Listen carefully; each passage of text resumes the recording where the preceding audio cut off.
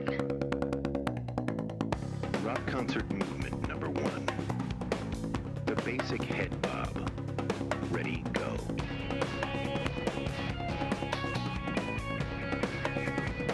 Friday, gotta get down.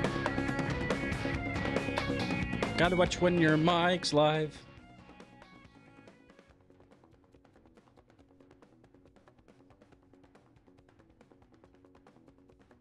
Hey! Brad Joe with you here. 1:30 in the afternoon, Friday. Absolutely gorgeous day here in the capital city. Phone number is 244-0077. All are welcome. Few are capable. Email. Far more preferred. RadioBradshaw@gmail.com. And as always, on the Twitter. Twitter.com/RadioBradshaw. Just go to thebradshawshow.com. If you want to link to the Mixler feed, if you just want audio. I mean, I understand I'm pretty and all. But for those of you listening on the Mixler devices, bienvenidos. Or you can watch on webcast1live.com. However they get to me, I spread the good news. And, man, as of late, it has really been good. Debates are next week. I asked this last night. I'm still waiting for... Have Republicans stopped believing that Barack Obama is a teleprompter-addled empty suit yet? One of the keys to debates is always the expectations game. Back in, let's take 2008, the most recent example. And people overestimate, I think, the effects debates have. They don't win you a lot of ground. They can lose you some. If Romney were to make any more $10,000 bets, that would probably be a bad idea and further reinforce the narrative that is being written about him. But again, it's all about the expectations game. True story. When Joe Biden was preparing to debate Sarah Palin, everyone in Team Obama understood that you couldn't come off as, too condescending. You couldn't beat her over, the head. Because as far as expectations go, Sarah Palin's were somewhere around, please don't drool on yourself. Now, little did we know that behind the scenes, Sarah Palin's handlers thought her bar was don't drool on herself. They brought in Jennifer Granholm, the animated former governor of Michigan, as a stand-in. You get a real person. John Kerry is playing Mitt Romney in Barack Obama's debate prep. So they brought Jennifer Granholm in, and she went about, YouTubing Sarah Palin's speeches and reading her stuff. And you want to give a approximation of, the actual character you will be up against. And Joe Biden literally like stop, like, this is silly. Like, why are you joking? Are you pranking me or something? No one actually sounds like that. Sarah Palin did. And at the end of the debate, again, she had not drooled on herself, to the best of my knowledge. The winking was a little creepy, but had met expectations. So again, no damage done, no real ground gained. But with Republicans having spent the last 4 years, and again, this is part of why they are an overall ineffective movement. Because at the same time, Barack Obama is this all-powerful tyrant, right? Who has been groomed since his birth in parts unknown, as wrestling fans would call it, to be this, redistribution, socialist, fascist, communist, Kenyan, anti-colonialist commander-in-chief. The Fresh Prince of Bel-Airs. Who is, shade, he's going to, take our guns and he's going to destroy capitalism and has, At the same time, he's an empty suit who can't speak without a teleprompter, who's such a goof. He's an incompetent boob. They can hold both those ideas in their head at the same time. So I'm guessing the teleprompter jokes have stopped. At least there's a momentary pause as Barack Obama goes from, again, the guy who's dependent on a teleprompter to, the greatest skilled debater since Lincoln Douglas. Which, again, as soon as the debates are over, we'll be back to teleprompter-addled boob. So, I don't know if that's officially a party line yet. I haven't seen it among the right wing.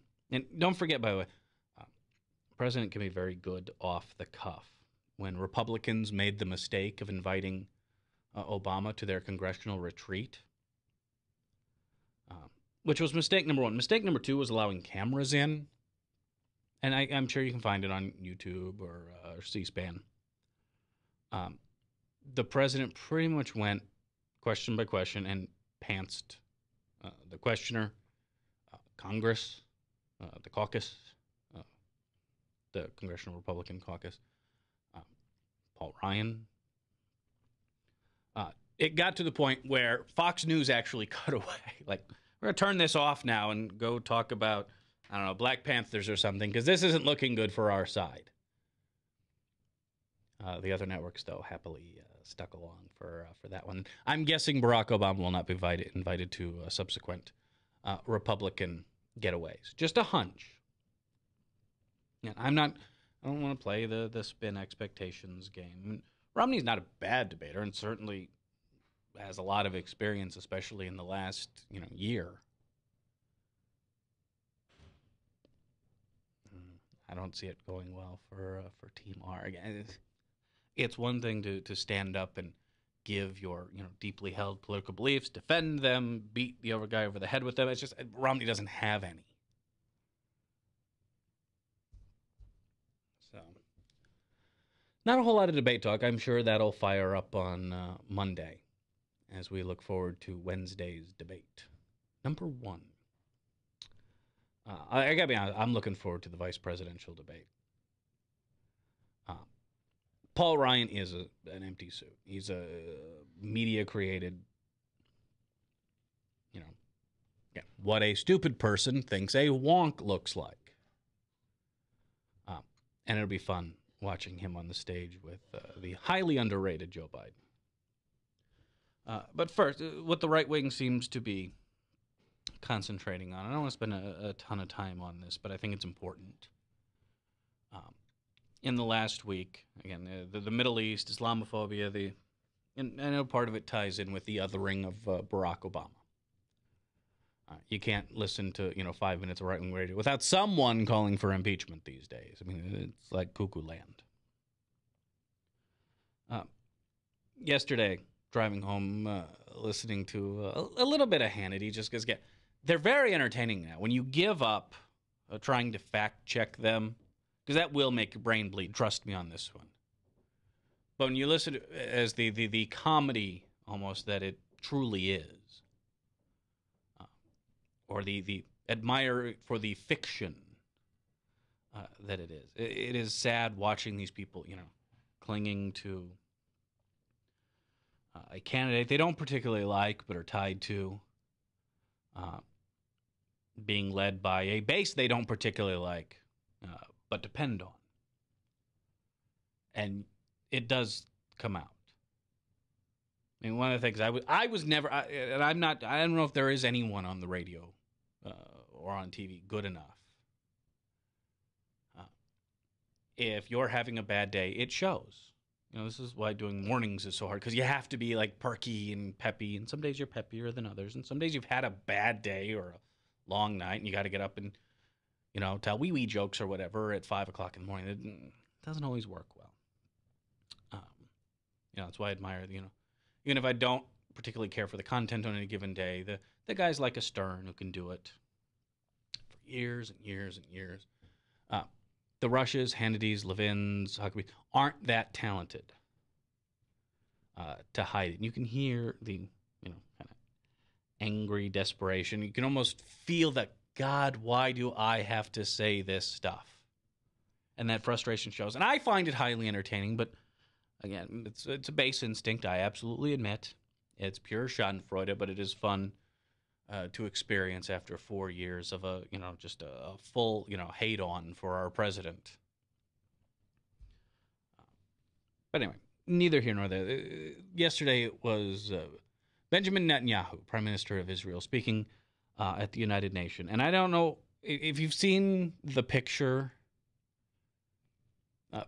Now, I learned this at Valley High School. Mr. Nelson taught public speaking. I think he was the debate team coach. That was 93 for me, so it's been a while. But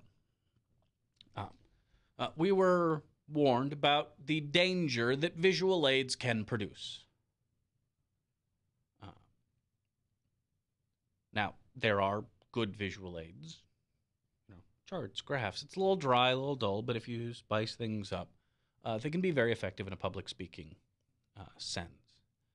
Or you can go the Chuck Grassley route, and maybe most famously is the fire-breathing debt dragon purple poster that our own esteemed Chuck Grassley brought to the floor of the United States Senate. One of the most storied legislative bodies in the history of man, and he's bringing cartoon characters. The best way, to describe what Netanyahu brought to the UN was a picture of the Wile E. Coyote Acme Industries bomb, generic bomb, with a lit fuse. Not even like a bomb, because that would have been kind of cool and hip. To discuss Iran's nuclear capabilities. Now, this has been an ongoing issue, because I don't think it's anyone's, well, other than Iran's, best interest that they acquire a nuclear arsenal. The problem with the heated rhetoric, and why I kind of scratch my head when Sean Hannity is saying that he would much prefer Benjamin Netanyahu as president to Obama, which I think would raise some birth certificate issues. But I'm sure, it's okay if you're a Republican. The stated claim that Iran is 6 months away from being able to build a nuclear weapon, beating the war drums, which again is far more effective than Cialis, Levitra, or Viagra when it comes to, usually impotent old white men who would in no way, shape, or form be personally affected by any sort of war. Call it Cheneyism. Again, I'm old enough to remember. And if you go back, Iran has been 6 months away from the bomb since 1984. Now, you can draw one of two conclusions from this. One, perhaps the pearl-clutching, fainting couch brigade might be completely full of it.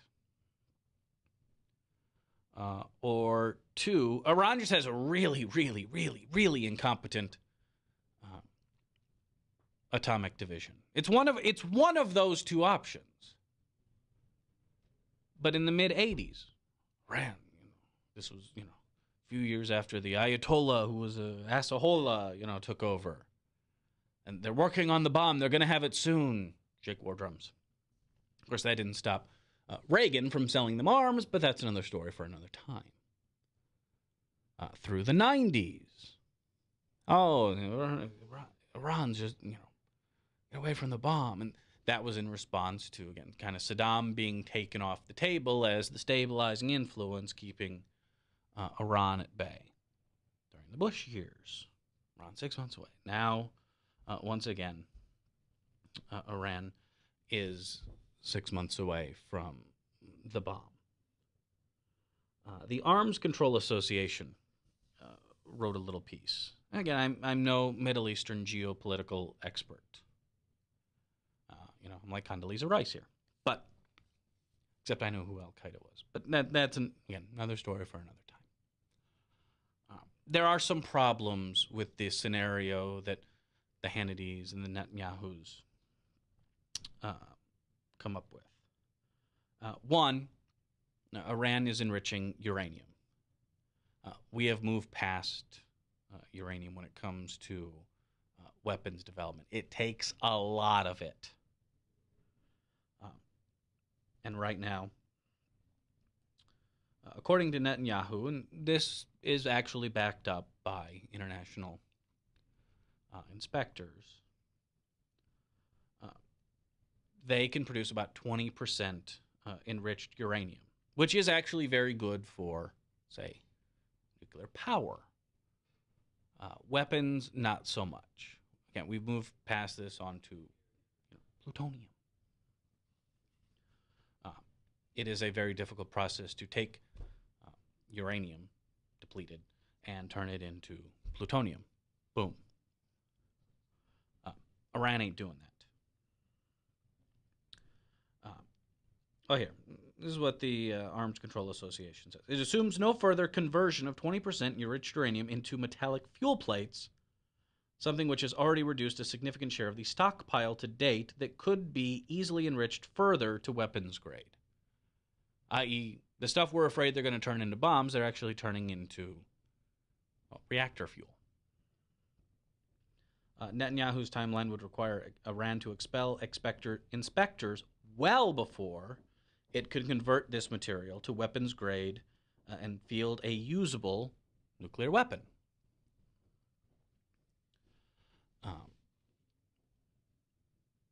Right now, we are doing inspections in Iran's nuclear facilities. Yes, we know there are centrifuges. Yes, we know they have enriched uranium, which is not the preferred bomb-making material.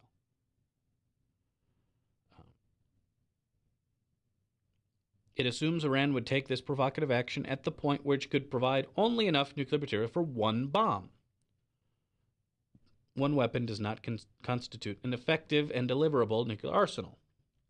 Iran would need more time to amass material for several bombs, weaponize it, and probably test the design, a process that would take years, not months.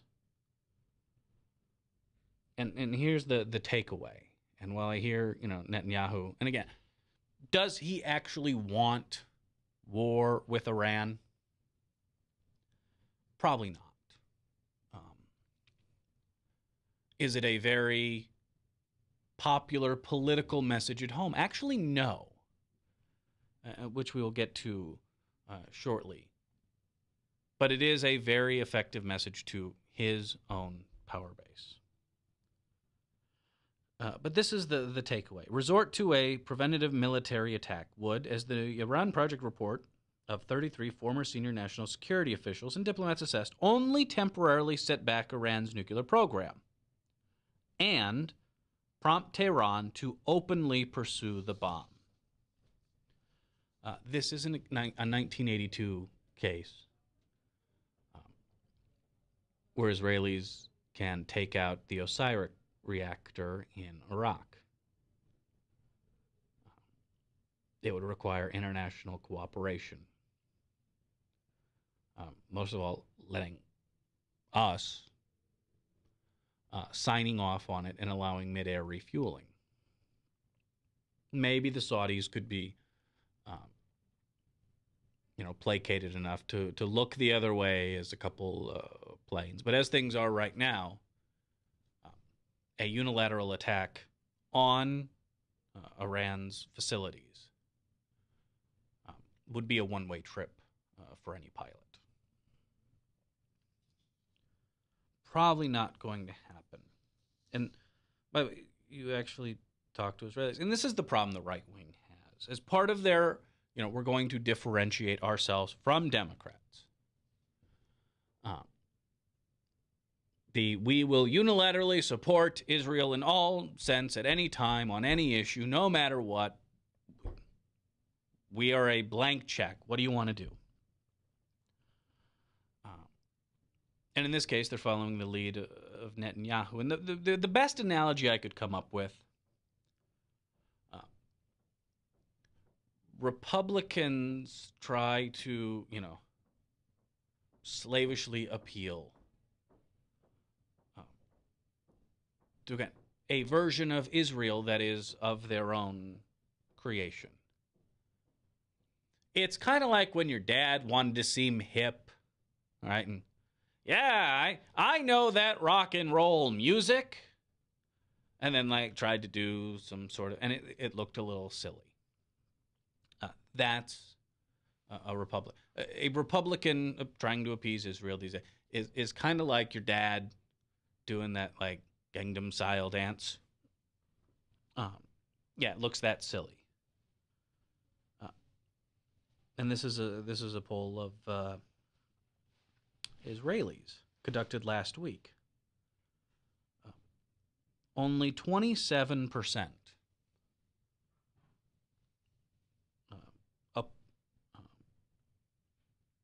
only 27% favor an Israeli strike on Iran.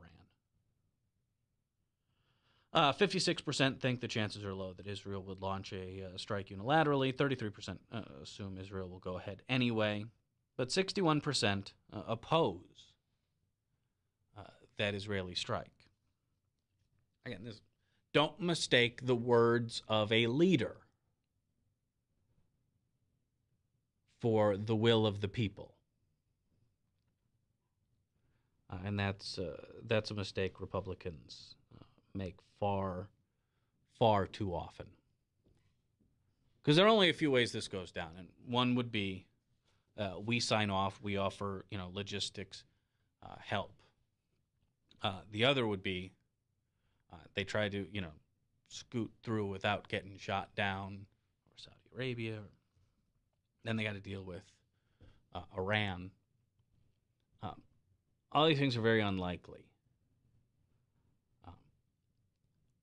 It's loudmouth posturing.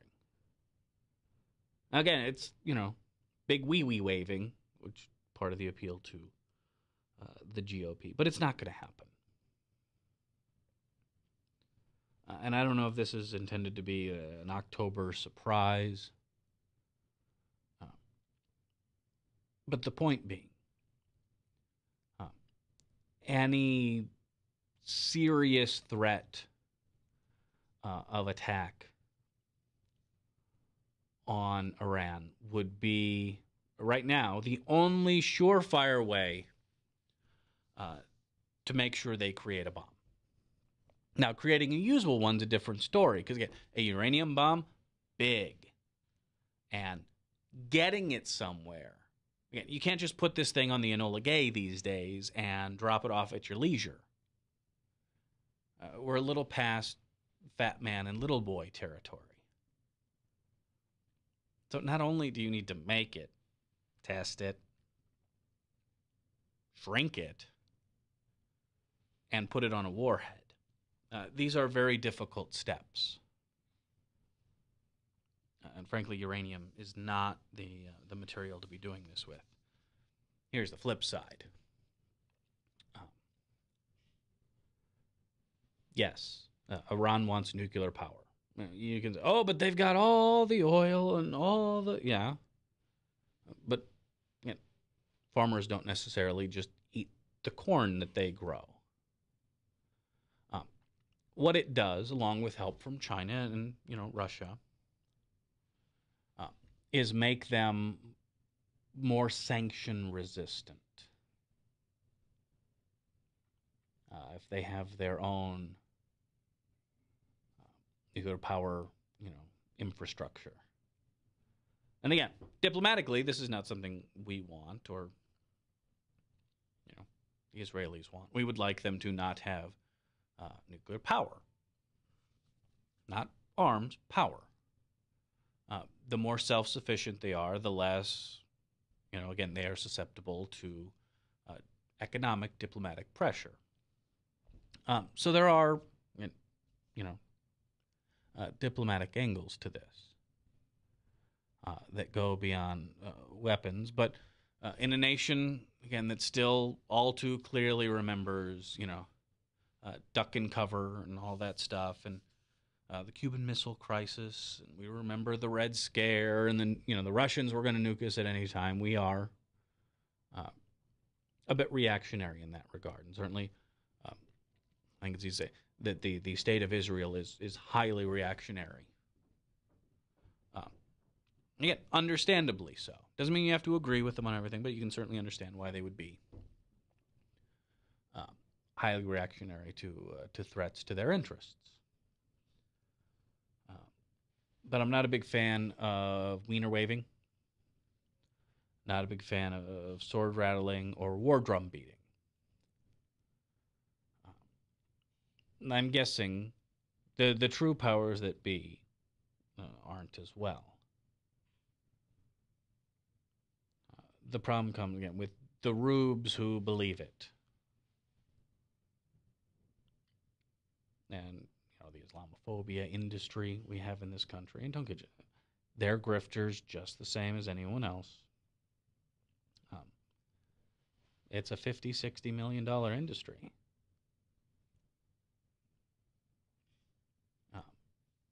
But these are dangerous waters.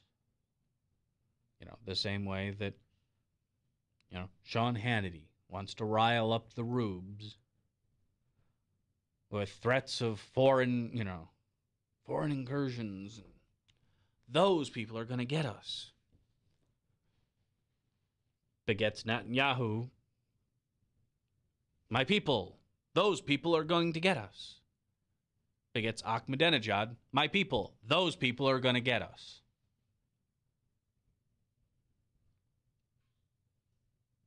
You don't think the same way that we have the Vanderplatzes and the Limbaughs,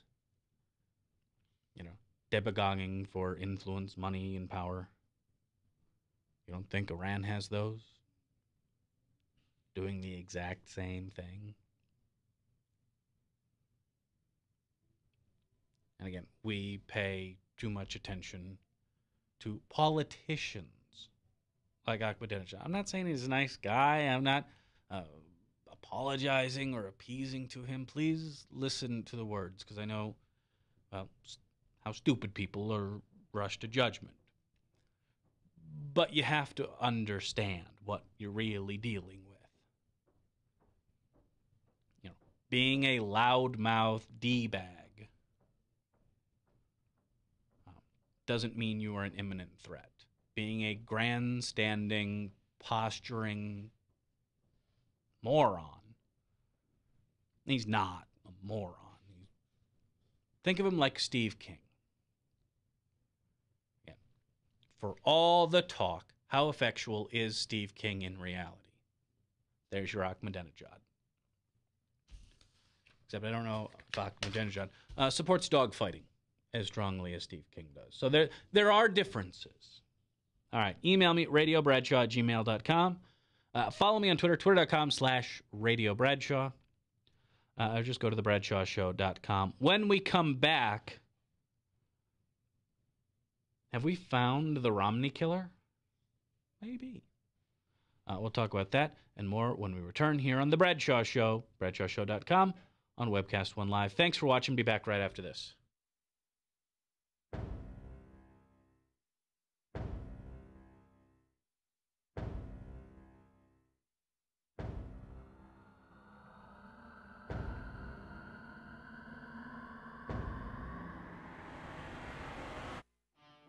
I'm just saying. I'm just saying. I'm just saying. I'm just saying. I'm just saying. I'm just saying. Ching ching. I'm just saying. I'm just saying. I'm just saying.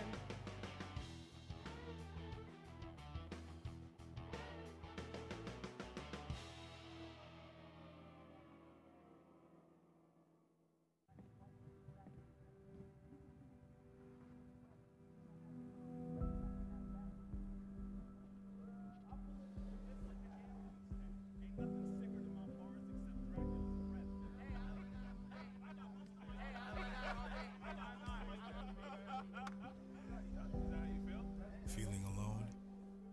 God knows and He understands. Chat now with someone who cares at groundwire.net. Well, hi, I'm Rob Spearman. I'm a broker owner of RE/MAX Real Estate Concepts in Des Moines, Iowa. Give us a call if you're looking at buying or selling a home, or if you're having trouble on your mortgage payments or looking to purchase foreclosures. We have the agents to help you, experienced, outstanding agents. Our office number is 515-276-2872. Or if you'd like to look at homes, go to our website, homeconnectusa.com. Hi, I'm J. Michael McCoy, and about 20 years ago, I went to a used car salesman by the name of John Hewitt. He had a little shop over there on North 2nd Avenue called John's Auto Sales, and I bought a car. I found that experience to be one that I had never had before from a used car salesman. He was honest, he was dependable, he had integrity, and he did what he said he was going to do. Well, over the years, between my kids and grandkids, I purchased 7 vehicles from John's Auto Sales. And last month, I asked him to be a sponsor. And he said not only would he like to be a sponsor, but he would offer a $100 tithe for every customer that came and bought a car from him directly to the church of your choice. I can tell you about their huge selection. I can tell you about their years of experience. I can tell you about their honest integrity. But all I really need to tell you is that I bought 7 cars, and you can trust them. John's Auto Sales, 5435 2nd Avenue, Des Moines. You need a good ride when you hit the trail. Trust the man with the cars, and he goes by the name of Big John. Big John. Big John. From the RE/MAX Real Estate Concept Studios, this is Webcast One Live.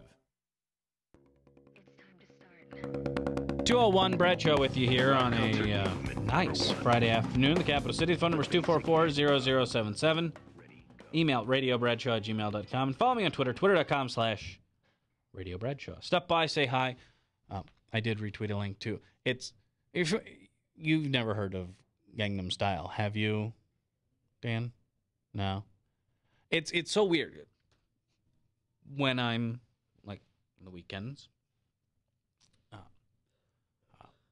I enjoy watching, and I know it's not normal, but professional StarCraft from Korea. StarCraft is a game that came out in 1998, and it has become like the national sport. I've heard. I thought that's what you're talking about, but I didn't want to. Of Korea. Be wrong.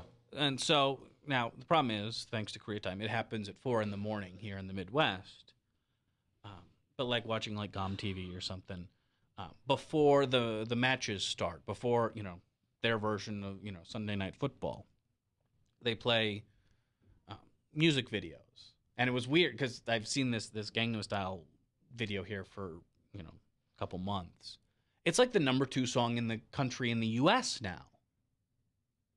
So it is a little weird because the videos are really out there. It is bizarre stuff. It's interesting visually, even if I don't know any of the lyrics. But it's kind of bizarre and out there and kind of wacky, and it's weird to see it kind of make its way across the Pacific here to the U.S. If you haven't seen it, it's strange. But I just tweeted the version in Klingon style. I mean, you gotta like that. Someone did it in Klingon, by the way. So kudos to that. From the emails, radiobradshaw@gmail.com. On Netanyahu, Bradshaw, no one is answering the phone. Dan, my computer's busted here, so I'm relying on you, man. Who called? Ron, apparently.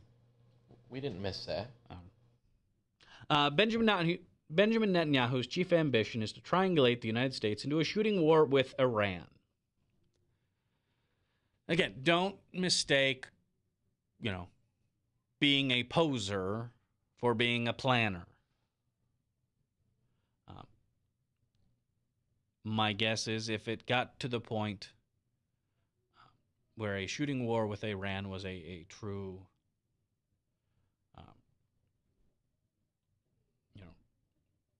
the most plausible reality, I don't know how well that would work for his coalition. Terry emails, "Hi, Bradshaw." Hi, Terry. "Although I know for certain it will be a cold day in hell before I vote for Romney Ryan, I'm still unsure about my support for Obama. I really like what Gary Johnson, the Libertarian candidate, has to say. What do you think? Many people think voting third party is wasting a vote, although I disagree. But how can a third party gain traction without people voting third party? Maybe I should be sending this to Ed." I don't know. Ed can get in trouble when voting third party. Cobra Kai, Never Die. Terry in Dubuque. I have a few problems with voting third party. Again, It's different if you Did live he in just do a Cobra Kai reference? He put in his email. That is the best part of that whole email. I'm not sure I disagree with you there. Now, again, it's one thing if you live in a California or New York or in Arkansas, and if you are a strategic voter, I can understand it a little more. In a swing state, as things stand now with our kind of first to the post victor, yes, voting third party is throwing away your vote. At least in this election. Show me a more credible, more sane Ross Perot, and we talk. But as the options out there, third party is throwing it away. On the other hand, again, more about motivation. And again, maybe this is spending too much time around, the Greens and the like, but the kind of mental masturbatory aspect of third-party voting. I am above these petty matters, for I choose Jill Stein or whatever. I'm not a big fan of the libertarian mindset. One, I've had this discussion ad nauseum with the Ron Paulites.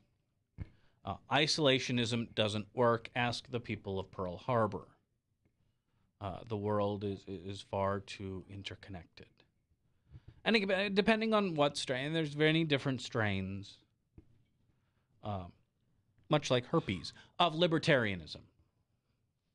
Many with similar effects.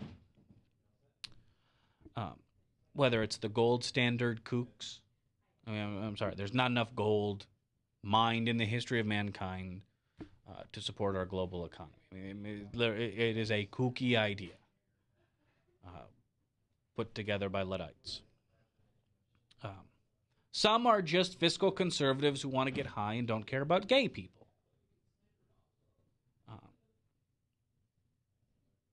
Others, again, have this John Galtian fantasy,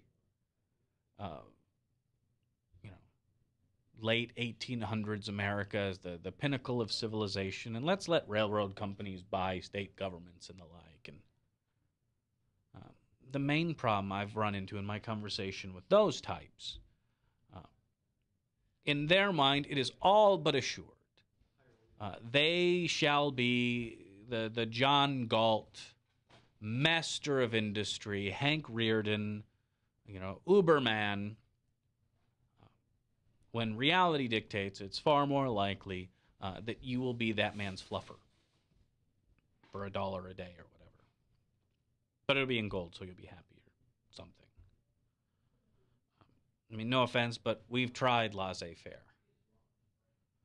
It failed miserably. But maybe you want to live in a company town, and maybe that's the sort of thing that you get your jollies on, in which case I guess you're voting your conscience, and I can't find a problem with that. But again, sure, I like the idea, and maybe at some point we'll have a system that will nurture and encourage third parties, but we don't now.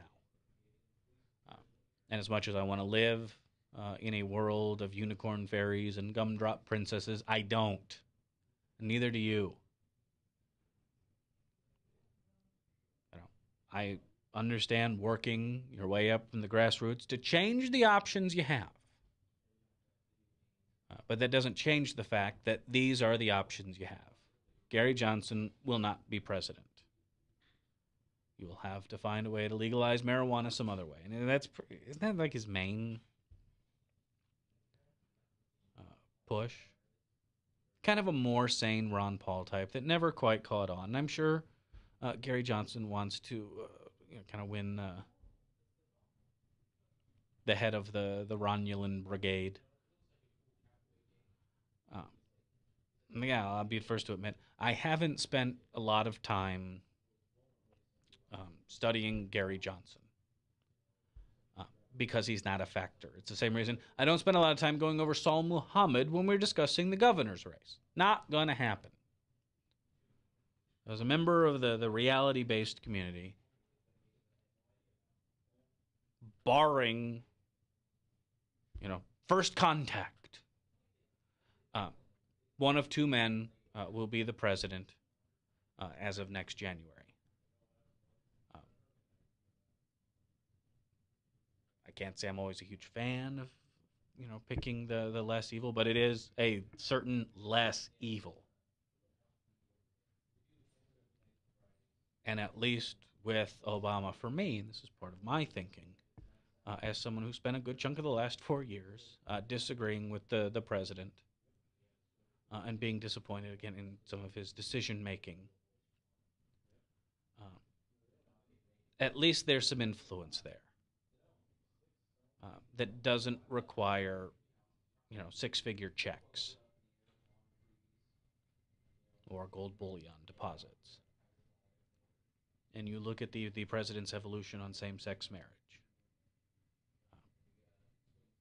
When you look at his decision for eligible dreamers and stopping the deportations, pressure works. I mean, this is, for all of my disappointment, look, this is a guy in 2008 said, you got to hold me accountable, and I've tried to live up to that. Whether it's being disgusted at the thought of the grand bargain or caving to Republican demands when they're to no gain of himself. No credit will be given, no quarter. President, I think, was slow to comprehend the reality of the Republican Party against him. Whether that was turning a quarter of a desperately needed stimulus bill into tax cuts to appease Republicans. How many meetings did the White House have with Chuck Grassley, thinking that he was an honest negotiator, thinking that he was reachable, only to have Grassley whip off the mask Scooby-Doo villain style and accuse them of wanting to pull the plug on Grandma. That's what you get for negotiating with Chuck Grassley in good faith. And then he came out and said, you can give me everything I'm asking for, and I still won't vote for it if Republicans don't go along. And when someone does their best to tell you who they are, I found in my experience that that's a good idea to listen to. And when Mitch McConnell, Senate Majority Leader, or Senate Republican Leader, stands up and says, my number one job is to make sure Barack Obama is a one-term president, you might want to listen to that. When your vice president comes back with meeting with many of his fellow senators, they say, hey, Joe, we can't give you any help here. Take that as the truth. So he's a little slow to deal with that reality. I'm hoping in his second term, and as a member of the reality-based community, the president takes that sort of stuff into account. But when it comes to third-party voting, for the time being, yes, that is a waste of a vote. And unless you are disgusted with the whole system and just want to let it burn, but again, I don't think that's what you're arguing here, Terry. I'm not a libertarian fan. I'm not a fan of FYIGM, which seems to be the root of libertarian philosophy. I think Ayn Rand is a hack. I don't dispute kind of the basic premise that the world sucks and is out to get you. Oh, no. I just disagree with her conclusion. Actually, though, in all fairness, it's not Frank. It's Ron. I just needed something to tell you somebody was on the phone. Okay, I've been waving. Don't scare me like that. I was waving over here. You weren't paying attention. It's just Ron. Ron's on the phone. That I can deal with. Scaring the hell out of me. Ron, welcome. You should be on. Hold on. I hit the green button, right? Or do I hit the middle button? I don't have my button control. You don't have your button control. You'll have that. Yeah, you should be on. And of course, my computer's not working to bring him on. Well, what if I hit the middle button here? Yeah, hit the middle button. Ron? Yeah. Oh, hey, we're learning how to use the phones. My computer is all... I was scared when you said, oh, no. I'm like, my goodness, what kind of greeting is that? Anyway, I just wanted to follow up. I agree with you about the weenie waving thing, but sometimes the little weenie wavers of the world, they kind of overstep their bounds and they suck in the big boys, and all hell breaks out. If there was a true march to war, and we have a relatively recent example in our own history, it's very blatant, and it's not done just through speeches at the UN. Yeah. Most of it is done on the home front for the home audience. I agree with that, but I still maintain that Netanyahu would be good if there was a shooting war between the U.S. and Iran. And I know that the Netanyahu fans in this country, they seem to like war no matter how you package it. They're just like, yeah, I mean, war. There's always going to be your people for a new American century. Yeah. Remember those clods who spent the better part of the late 90s trying to convince Bill Clinton we needed to invade Iraq once and for all, and many of those same people were doing cartwheels when Bush was elected, and magically they ended up in his cabinet. And here's the joy. If Romney gets elected, they're back in power. So good times. Yeah, good times. Yesterday I was reading the Romney senior campaign memo advocating, two approaches, one of which was to just outright void Obama's executive order against torture. The other option was to, impanel a commission that would study the issue and then recommend overturning Obama's executive order against torture. Yeah. Those sorts of same people. I mean, this is one of the fundamental mistakes that are many of the Romney campaign, and that is attaching himself to a bunch of former Bushies. Maybe not, the Rices, not the Cheneys, but the underlings will all be there. Well, Rice was wound up being a minor player. It's kind of interesting thing with Bush. Rice was the one advisor he thought he could trust, but she got muscled out by Cheney and Rumsfeld. With the Obama administration, or the Obama campaign, actually, I should say, they have an advantage because I would bet that Americans are sick and tired of war. So if they can paint Romney now with a war brush, that is just one more strike against them. My guess is that's not needed right now. It's certainly a tool in the box that honestly the Obama team doesn't need. I know, but it's there for them. They have been very good at staying on message. Yeah. And the message going back to, the day that the nomination was sealed. And I think Marcos Melitsas put it best, Romney's a dick. And that, he's an offshoring, outsourcing, job-closing, vulture capitalist, doesn't care about the poor, and let that narrative do the work for you. I mean, we've learned from the masters. We've learned from the Karl Roves. If you can define your opponent before he can define himself, before he can brand himself, most of the heavy lifting will be done for you. Especially if you don't even have to talk the talk. You can just put the microphone in their faces and let them talk.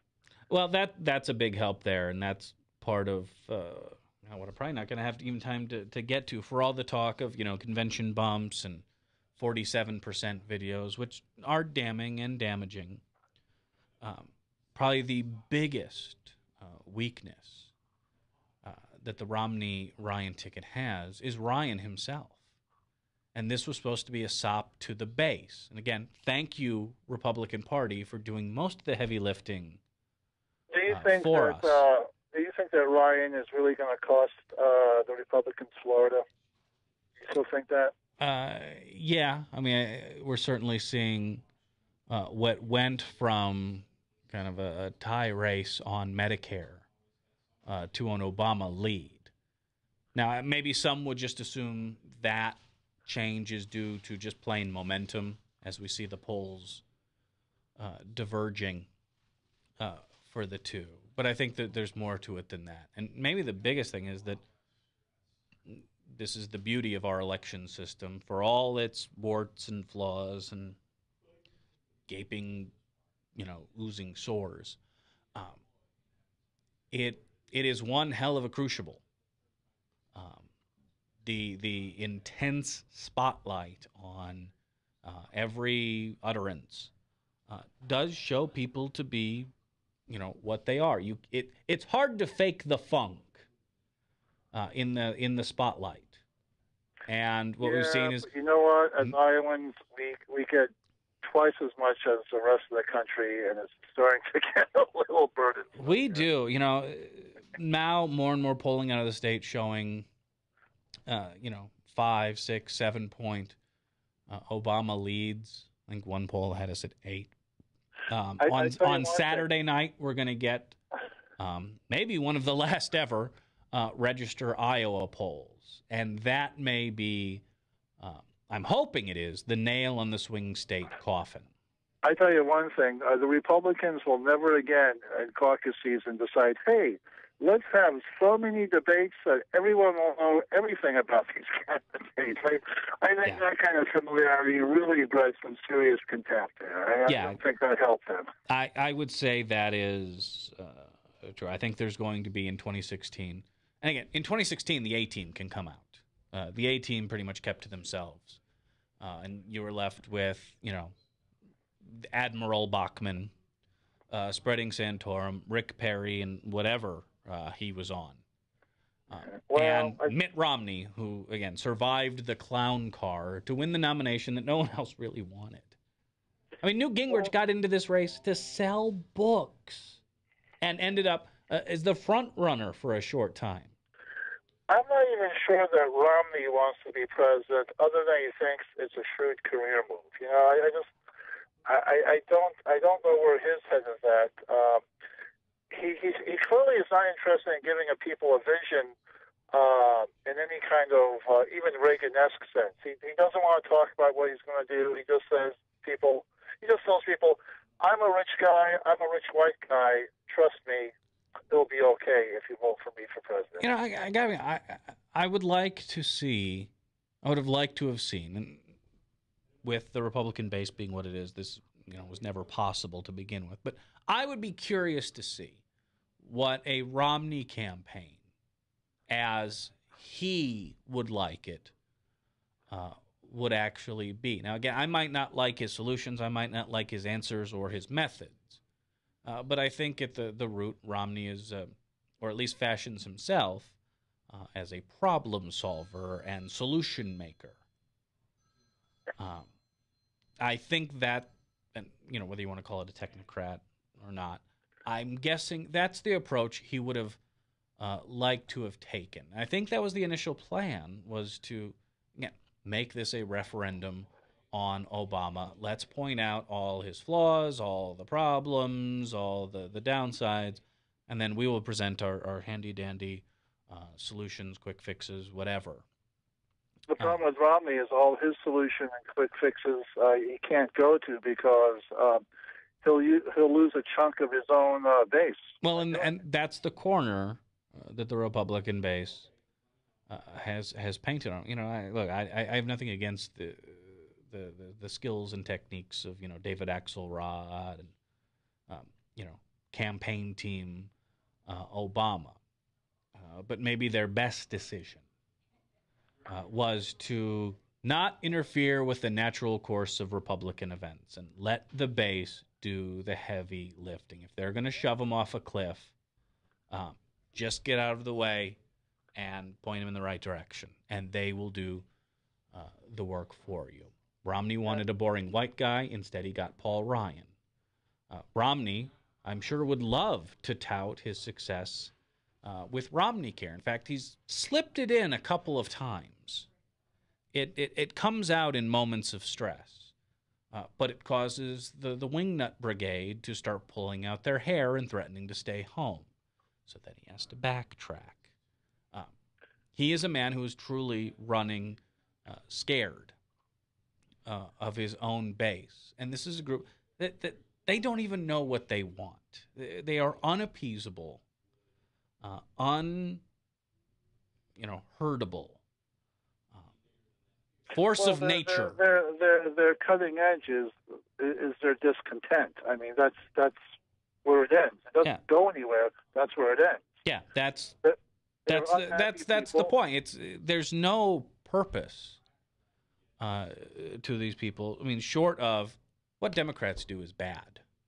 Well, And if by the way, if Democrats do things that Republicans, either A, like, or B, have liked in the past, well, that makes those things bad.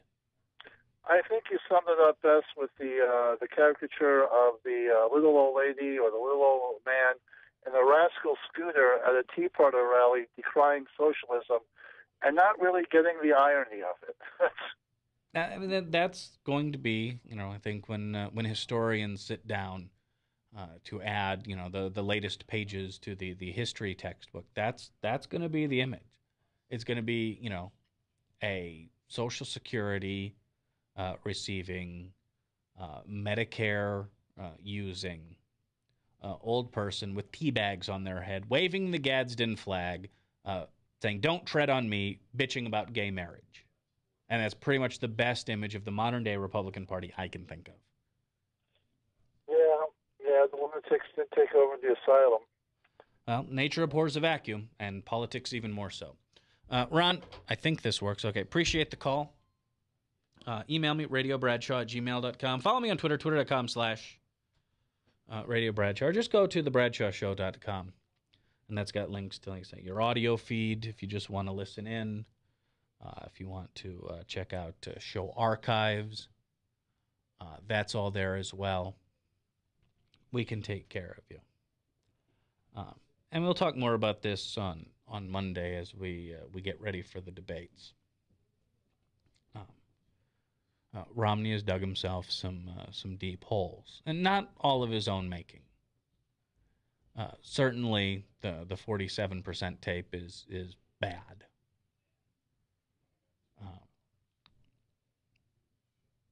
But I don't think that was seen as revelation to anyone. It simply further confirmed opinions people already had. And as we move forward, and I'm sure on Monday there will be another series of Romney reboots. Because honestly, right now, can you tell me what the Romney campaign message is? What their motto is? Slogans? What's on the placards? I'm not even sure that Team Romney knows. Day in, day out. Again, these are not things you do when you are winning. Also an interesting piece that I don't have time to get into. What happens when Romney loses? I think the 538 forecast, something like 82% today. I mean, certainly it's not like Romney can't in any way, shape, or form win, but as every day we move closer to the election, it's less likely. What happens when we get to the other side? Will it be impeachment? What does it mean for the Republican Party? Will the fever break?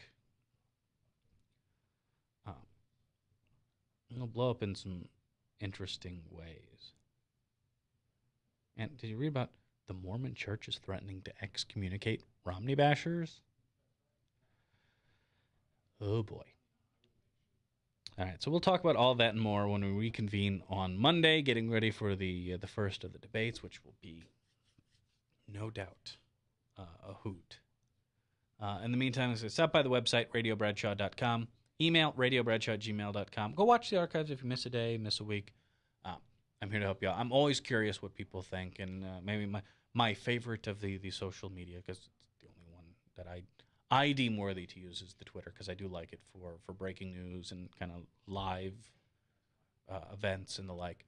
Twitter.com/Radio Bradshaw. Go sign up. Follow me there. Look at some of the folks I follow. You might just find it enlightening. All right, I got to scoot. Have a fun and safe weekend. The weather's going to be absolutely gorgeous. Get out and enjoy it. And I will see you fine folks 1:30 on Monday here on thebradshawshow.com on Webcast One Live.